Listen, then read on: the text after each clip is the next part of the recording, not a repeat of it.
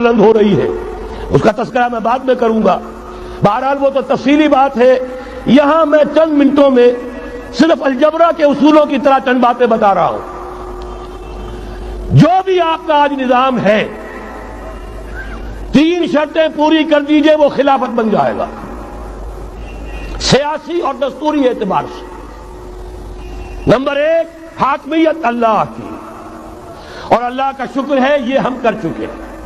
اللہ جزائے خیر دے جنہوں نے محنت کی تھی، اللہ جزائے خیر دے جنہوں نے وہ تحریک اٹھائی تھی مطالبہ دستور اسلامی، اور پھر جنہوں نے مدد کی تھی، اللہ تعالیٰ انہیں جزائے خیر دے۔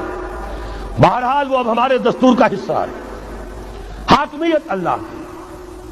البتہ اگلا قدم ہم آج تک نہیں اٹھا سکے، اس حاکمیت کا ظہور کیسے ہوگا؟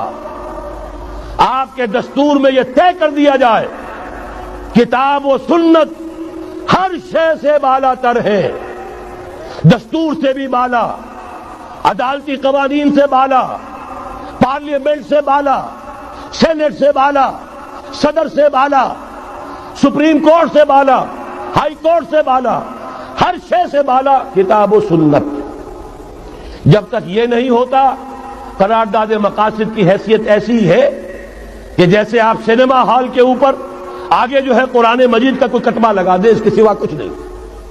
یہ بھی غنیمت ہے کہ قرارداد مقاصد پاس ہوئی، اصل شرط یہ ہے کتاب و سنت کی ٹوٹل بالادستی۔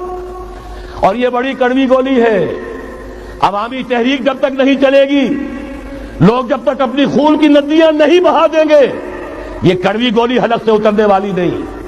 یہ IJI کی حکومت میں نہیں اتری، اسلام کے نام پر اقتدار میں آئے، اسلام کے نام پر ISI نے IJI بنوائی، اسلام کے نام پر انہیں ووٹ ملے، 2/3 کی اکثریت ملی، اس کے باوجود شریعت کی بالادستی کا ایکٹ، شریعت کی بالادستی کی دستور کے اندر ترمیم پاس نہیں کرائی گئی۔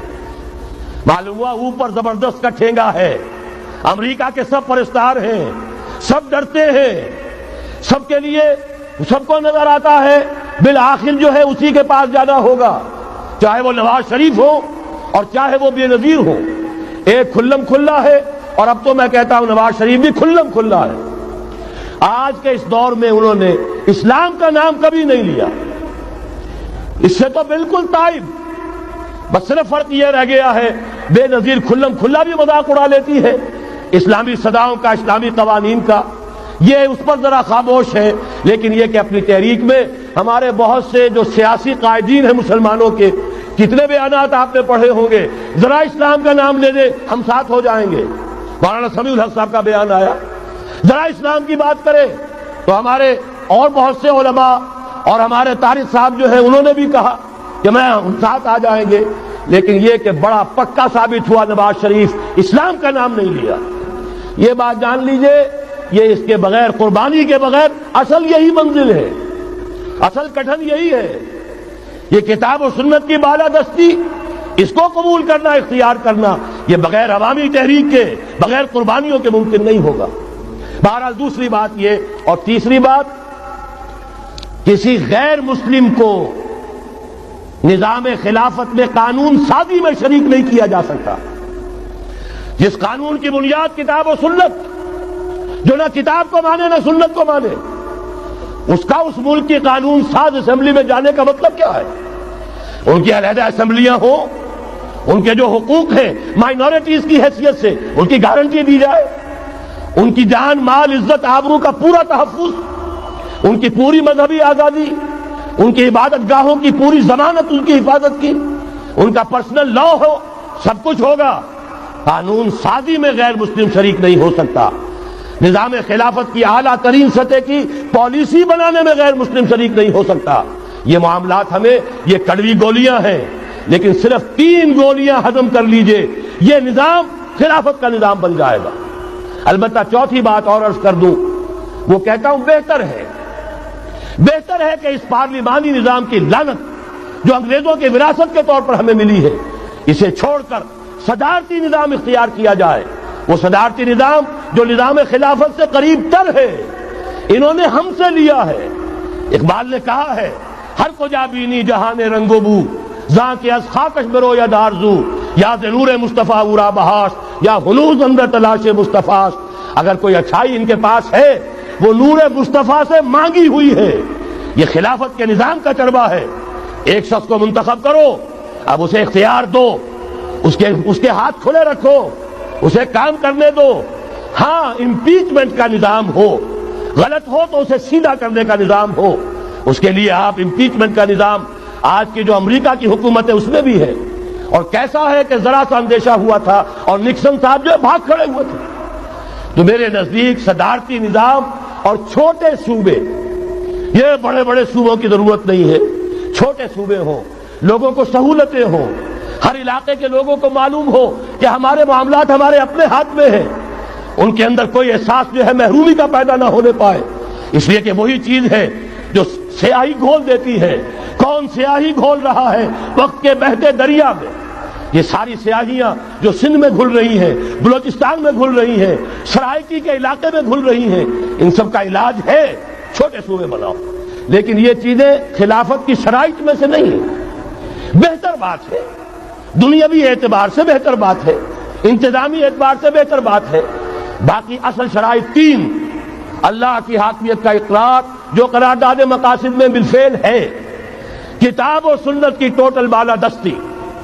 سپریم کورٹ کو اختیار دیجئے، وہاں جا کر کوئی بھی شہری پاکستان کا کوئی بھی عالم دین اگر ثابت کر دے فلاں قانون، فلاں ہدایت، فلاں انسٹرکشن، فلاں کوئی حکم جو دیا گیا ہے کتاب و سنت کے منافی ہے، فوراً کل عدم ہوگا. اور تیسری بات، غیر مسلم پروٹیکٹڈ مائنورٹی ہوں گے، ان کی جان مال عزت آبرو کی حفاظت ہوگی، لیکن یہ کہ وہ برابر کے قانون سازی کے حق میں شریک نہیں ہو سکتے، اس لیے کہ یہاں کتاب و سنت منبع ہے قانون کا جس کو وہ تسلیم نہیں کرتے. اسی طرح یہ معاشی نظام، موجودہ سرمایہ دارانہ نظام، بہت بڑی لعنت، بہت بڑی لعنت، بہت بڑی لعنت. لیکن جیسے آپ کو معلوم ہے، آج ہی ابو جہل کہہ دے لا الہ الا اللہ محمد الرسول اللہ، مسلمان بن جاتا. کلمہ تو ایک ہی تھا نا. ابو طالب کے پاس جب وفد گیا تھا رؤسائے قریش کا، اور انہوں نے کہا تھا کہ اپنے بھتیجے کو روک لو ورنہ اب ہم جو تمہاری بھی رعایت اب نہیں کریں گے، میدان جنگ میں آ جاؤ. ابو طالب نے کہا تھا میرا بھتیجا تم سے کیا مانگ رہا؟ ایک کلمہ، ایک کلمہ لا الہ الا اللہ، اور تو اس کا کوئی مطالبہ نہیں. انہوں نے کہا، ابو سفیان اس وقت تک کیونکہ ابھی کفر میں تھے، شرک میں تھے، انہوں نے کہا وہ ایک کلمہ جو وہ مانگ رہا ہے وہ ہمارے سارے معبودوں کی نفی کر دیتا ہے. وہی تو سب سے بڑی مصیبت ہے. تو میں آپ کو بتا رہا ہوں، تین چیزیں اس سرمایہ دارانہ نظام میں سے نکال دیجئے، یہ اسلامی نظام بن جائے گا. تفصیل میں جانے کا موقع نہیں ہے، میں فارمولہ دے رہا ہوں. تفصیل میں نے عرض کیا، میرے کیسٹ سے کتابیں ہیں، وہ خطبات خلافت اب کتابی شکل میں بھی آ جائیں گے، انگریزی میں ویڈیو کیسٹ ہے، اردو میں ہے، بڑے بڑے شہروں میں خطبات دے چکا ہوں، مواد موجود ہے. لیکن اس وقت فارمولہ بتا رہا ہوں، تین چیزیں نکال دیجئے. نمبر ایک، سود نکال دیجئے. اس میں بھی اللہ کے فضل و کرم سے پیش رفت ہمارے ہاں ہوئی. فیڈرل شریعت کورٹ نے فتویٰ دیا اور اتنا زبردست ججمنٹ لکھا ہے، پوری دنیا کے لیے رہنمائی کا ذریعہ بن جائے گا. یہی وجہ ہے کہ مجھے معلوم ہوا ہے موجودہ حکومت نے اس کی اشاعت روک دی ہے. باہر کے ممالک سے ڈیمانڈ. میں جب انگلستان میں تھا ابھی 2 مہینے قبل، وہاں کچھ لوگوں کے سامنے تذکرہ کیا، انہوں نے کہا ہمیں منگا کے دیجئے، بنگلہ دیش کے مسلمان تھے، ہمیں منگا کے دیجئے. میں نے یہاں لکھا، معلوم ہوا کہ نہیں، وہ مل ہی نہیں رہا، بلکہ کہہ دیا گیا اسے مت چھاپو، اس کی اشاعت بند ہو، اس لیے کہ وہ کلمہ خیر کہیں پھیل نہ جائے. یہودی کا اگر علاج ہے، جیسے آپ نے سنا تھا بچپن میں کہانیاں، دیو کی جان ایک طوطے کی گردن میں ہے، طوطے کی گردن مروڑ دو گے دیو مر جائے گا. یہودی کی جان سود میں ہے. یہ سارا ہتھ کنڈا اس کا جو ہے، جو ورلڈ ڈومینیشن یہودی چاہ رہا ہے، وہ مالیاتی نوعیت کی ہے. وہ اپنی حکومت قائم نہیں کرنا چاہتا. حکومت کے تو بڑے کھکھیڑ ہوتے ہیں، بڑی ذمہ داریاں ہوتی ہیں، لوگوں کی تنقیدیں سننی پڑتی ہیں، بھوکے بھیڑیے کبھی ٹوٹ پڑتے ہیں. لہذا ان کو چھوڑو، حکومت وہ خود کریں. ہاں وہ محنت کرے حیوانوں کی طرح، ملائی ہمارے پاس آتی چلی جائے، زندہ رہنے کی حد تک تو ان کو دیں گے، جیسے تانگے والا گھوڑے کو بھی آخر دانہ تو ڈالتا ہے کہ اگلے دن پھر اسے جوتنا ہے تانگے کے اندر، لیکن اصل کمائی تو اس کی ہے جو ہو رہی ہے۔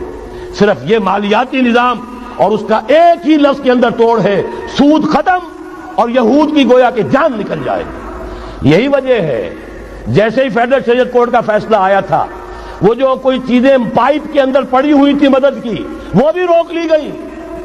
یہ قوم کدھر جا رہی ہے؟